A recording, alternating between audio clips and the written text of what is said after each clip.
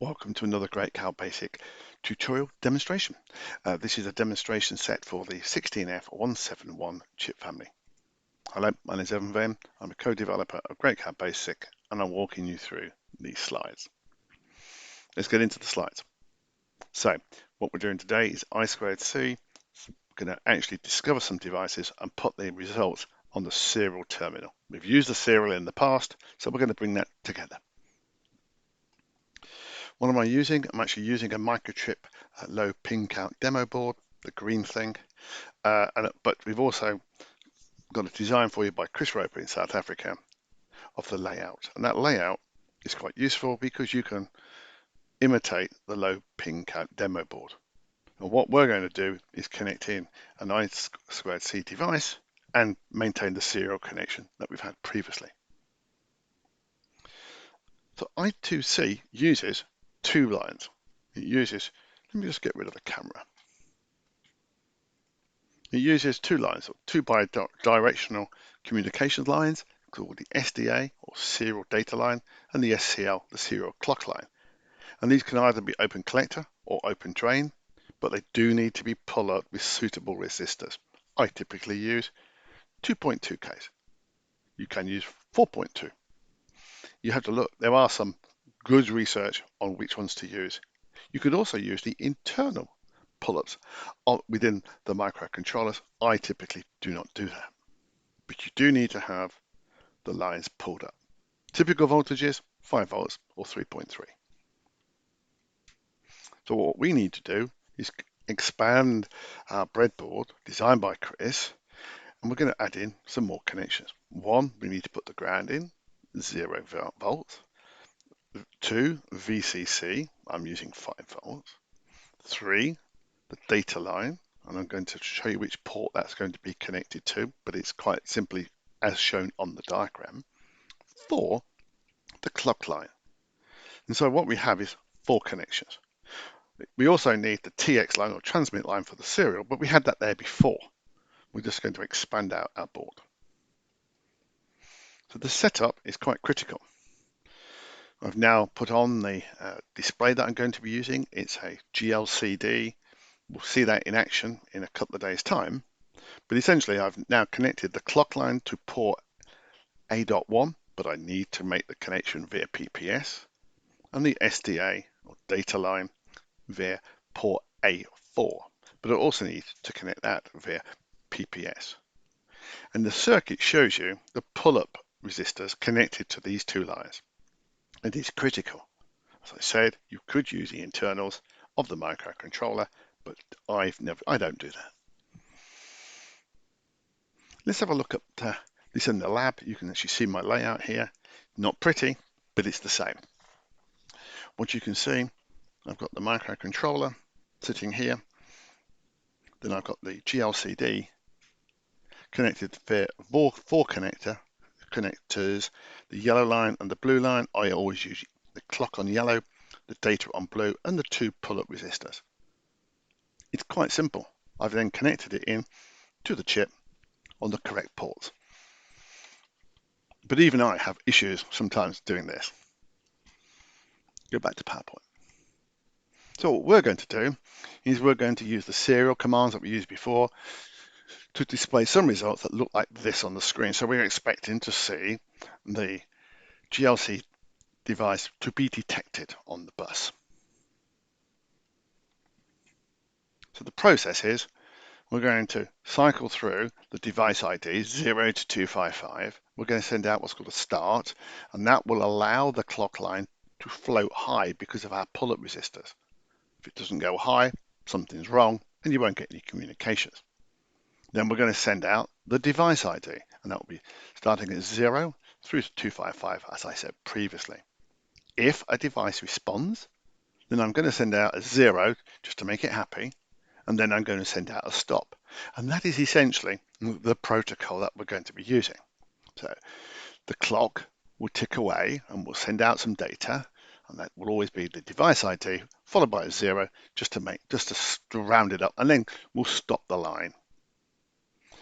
Now, that doesn't always work because you have problems on your circuit. The typical things are to be resolved through troubleshooting are as follows. 1. Power everything down, reset the circuit. Reset your layout. Check your connections. Have you connected the data to the correct part on the circuit? Have you got the pull-up resistors? But we're going to check that in a moment. Check your voltages. Do you have the right voltage across the power and ground? And have you got the correct voltage across the SDA and the clock when they're pulled high? Check that you've actually got the correct pull-up resistor value across both lines, SDA and SCL, when there's nothing else connected. Disconnect everything, including the microcontroller. Have you got the correct resistor value that you expected, that you've got connected up? Then retest. Check your signals with an oscilloscope if you've got something like that. And then finally, analyze the I2C protocol. But at that point, it's pretty broken. But typically, like with myself this morning, I had got the wrong connections. So I reset my layout, check my connections. I did check the voltage just to make sure everything was okay. I also checked the pull-ups. Were they the correct value to the VDD? They were, and then everything worked. Because if this discovery does not work, then don't expect I2C devices to work. So let's have a look what we're going to look at in the lab. We're going to have to use PPS to select the I2C port. We have to use PPS to set up the serial port. We then set up the I2C with just a couple of constants, and then we'll walk you through the code. Let's have a look. Let's have a look at my desktop. There we go. GCStudio, and open up GCStudio. There we go. I'm just going to select the, I'll zoom in there for you. I'll just select the project that I've been working on. Here it is, the folder. And then I'm going to go and zoom in on GC code itself. And that's where we left it yesterday. So let me just shut down this program here by hitting Control W, Alt F4, whatever we want to use, but we end up with the cow. So as before, I'm just going to go into the Explorer, click on any file, Control F.gcb, and apply that filter. Great, done. Oh, I've got a file open. What I'm looking for now is show I2C devices to serial terminal 150. That's the demonstration number. Double click, and then I'm going to close down the Explorer as we don't need it. Remember, I'm zoomed in here so that you can see it on the video. So let's go through the code. The green comments we're going to ignore for today, but we're just going to make sure that we know what we're doing. So hash chip 16F17126, no different with option explicit, which means we have to define all our variables. Then we've got the PPS section. Well, I've already got it, so I'm just going to delete that, and we're going to recreate that for our project. Press F4. Let's go straight to PPS tool. And I'm going to click on the correct icon in a moment, and we'll go to PPS tool.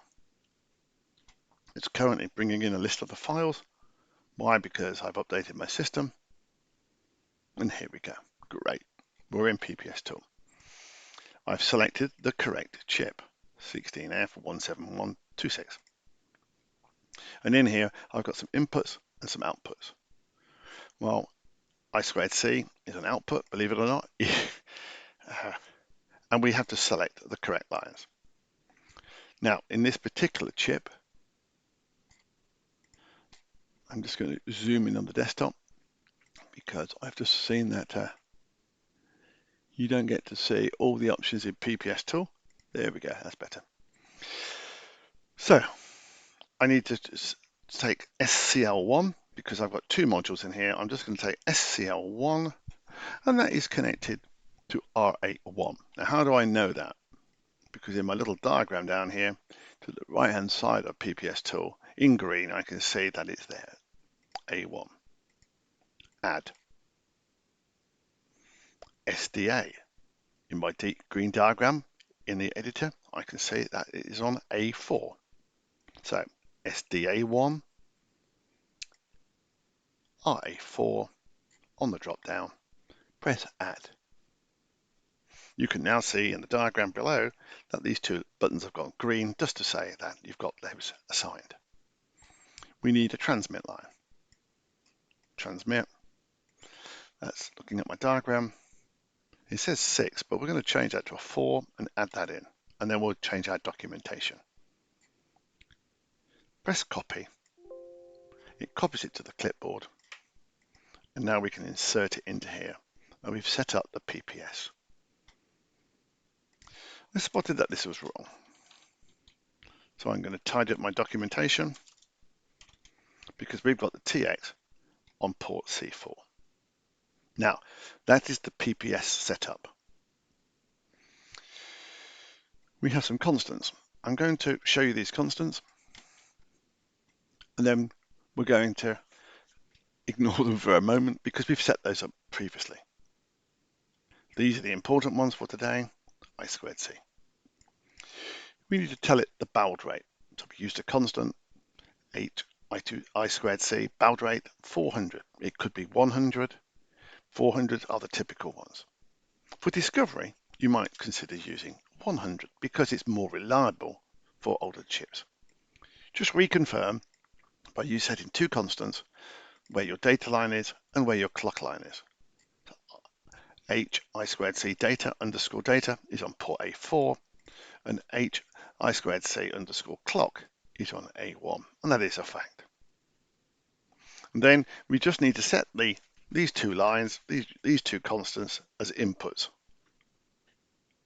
And this is really to set up to tell the microcontroller the configuration that we're going to be using. And finally, we say HI2C mode, it's a master. There are two types.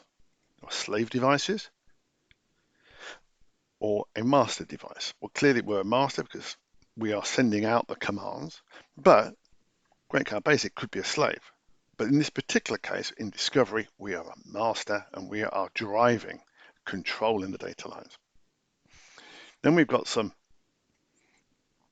program. So what we've now done up to this line is set up, everything's set up, we're ready to rock and roll.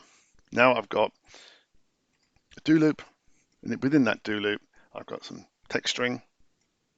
I've got some layout for the serial terminal.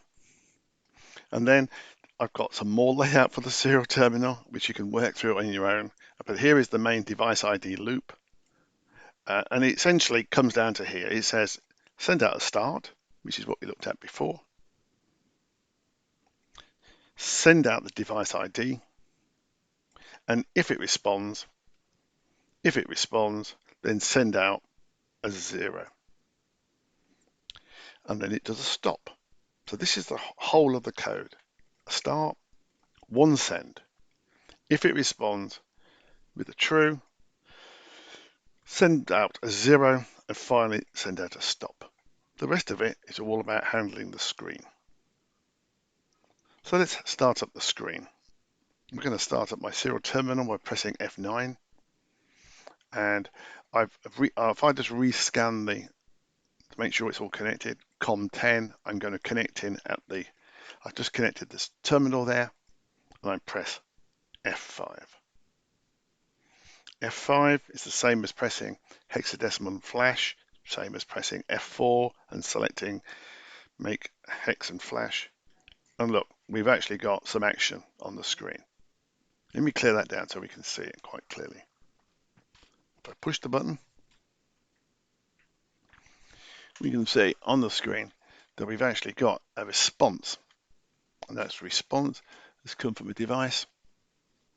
And that device here is hexadecimal 78 and 79. So we now know that there must be something on that screen. Let me just bring that into here, see if we can get it any bigger. There we go, a little bit bigger.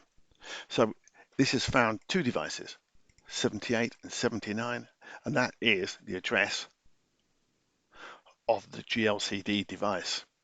If I press the button on the board, it just rescans it. You can now analyze what's going on those lines. You can see the clock, you can see the data line, and if you bring the clock line low, you'll find out that nothing happens. If you disconnect it, you can see what happens. So you can now play to understand how I2C works in detail. But this tells me that I've got a device that I expected on 0x hexadecimal 78 and 79. That is the read and write addresses, which we will be using in a few tutorials time. We'll be back using that particular address.